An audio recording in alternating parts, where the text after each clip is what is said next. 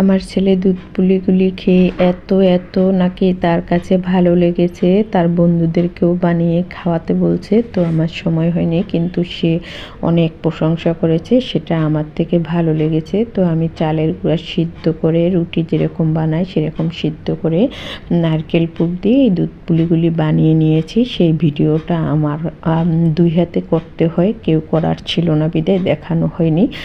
তো পুরগুলো ভিতরে দিয়ে আমি পুলিগুলি বানিয়ে নিলাম।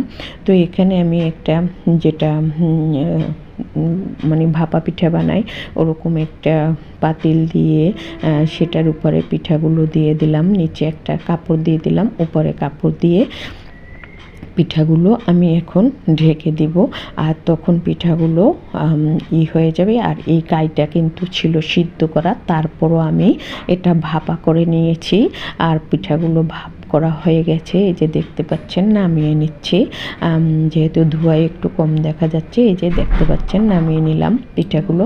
আর এভাবে কিন্তু ভাপা পুলিও খাওয়া যায়। এই পুলিগুলো ধুপি পিঠার মতো, যেটা ভাপা পিঠা বলে, ওরকমও খাওয়া যায়। তো আমি দুধ দিয়ে গুঁড়া, এটা ছিল গুঁড়া দুধ দিয়ে খেজুর গুড় দিয়ে ভালো করে ঘন করে এটা জাল করে তারপরে পিঠাগুলো দিয়ে দিচ্ছি। আর এখানে আমি কিন্তু 2টা এলাচি দিয়ে দিয়েছি ঘ্রাণ ভালো আসার জন্য। তো এখন আমি একটু পিঠাগুলো ফুটিয়ে নিব। এই যে দেখতে পাচ্ছেন পিঠাগুলো ফুটতেছে, আর ফুটে পিঠাগুলো অনেক বড় হয়ে গেছে। আর দুধটা যে পরিমাণে ঘন হয়ে গেছে, যেহেতু শীতকাল আরও ঘন হয়ে যাবে। তো আমার পিঠাগুলো বানানো হয়ে গেছে, ঠান্ডা হওয়ার পরে নামিয়ে নিচ্ছে। দেখতেই পাচ্ছেন কত সুন্দর কালার আসছে, আর খেতে কিন্তু অসম্ভব ভালো হয়েছে।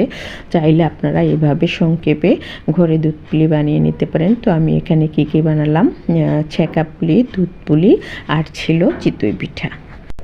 আর এই পিঠাগুলো খেয়ে কিন্তু ঘরের সবাই খুশি হয়েছিল।